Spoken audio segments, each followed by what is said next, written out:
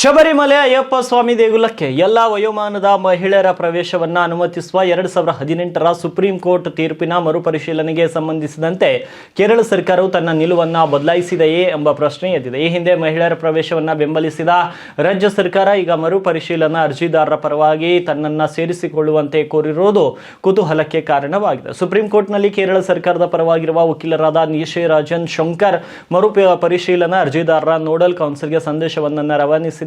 ಧಾರ್ಮಿಕ ಹಕ್ಕುಗಳು, ಸ್ವಾತಂತ್ರ್ಯ ಮತ್ತು ನ್ಯಾಯಾಂಗ ವಿಮರ್ಶೆಯ ವ್ಯಾಪ್ತಿಗೆ ಸಂಬಂಧಿಸಿದ ವಿಶಾಲವಾದ ಕಾನೂನು ವಿಷಯಗಳಲ್ಲಿ ರಾಜ್ಯ ಸರ್ಕಾರವು ಮರುಪರಿಶೀಲನಾ ಅರ್ಜಿದಾರರನ್ನು ಬೆಂಬಲಿಸುತ್ತಿದೆ ಎಂದು ಅವರು ತಿಳಿಸಿದ್ದಾರೆ. ಇದು ಈ ಹಿಂದೆ ಮಹಿಳಾ ಪ್ರವೇಶದ ಪರವಾಗಿ ವಾದ ಮಂಡಿಸಿದ ಸರ್ಕಾರದ ನಿಲುವಿಗೆ ತದ್ವಿರುದ್ಧವಾಗಿದೆ. ಪ್ರಸ್ತುತ ಸುಪ್ರೀಂ ಕೋರ್ಟ್ನ 9 ನ್ಯಾಯಮೂರ್ತಿಗಳ ಸಂವಿಧಾನಿಕ ಪೀಠವು ಕೇವಲ ಶಬರಿಮಲೆ ವಿಷಯವನ್ನಷ್ಟೇ ಅಲ್ಲದೆ ಧಾರ್ಮಿಕ ಹಕ್ಕುಗಳಿಗೆ ಸಂಬಂಧಿಸಿದ ಕೆಲವು ಮೂಲಭೂತ ಪ್ರಶ್ನೆಗಳನ್ನು ಪರಿಶೀಲಿಸಲಿದೆ. ಧಾರ್ಮಿಕ ನಂಬಿಕೆ ಇಲ್ಲದ ವ್ಯಕ್ತಿಯು ಸಾರ್ವಜನಿಕ ಹಿತಾಸಕ್ತಿ ಅರ್ಜಿ ಮೂಲಕ ಧಾರ್ಮಿಕ ಪದ್ಧತಿಯನ್ನು ಪ್ರಶ್ನಿಸಬಹುದೇ? ಧಾರ್ಮಿಕ ನಂಬಿಕೆ ಇಲ್ಲದ ವ್ಯಕ್ತಿಯು ಸಾರ್ವಜನಿಕ ಹಿತಾಸಕ್ತಿ ಅರ್ಜಿ ಮೂಲಕ ಧಾರ್ಮಿಕ ಪದ್ಧತಿಯನ್ನು ಪ್ರಶ್ನಿಸಬಹುದೇ? ಈ ರೀತಿಯ ಪ್ರಶ್ನೆಗಳು ಕೂಡ ಉದ್ಭವವಾಗಿರುವಂಥವು.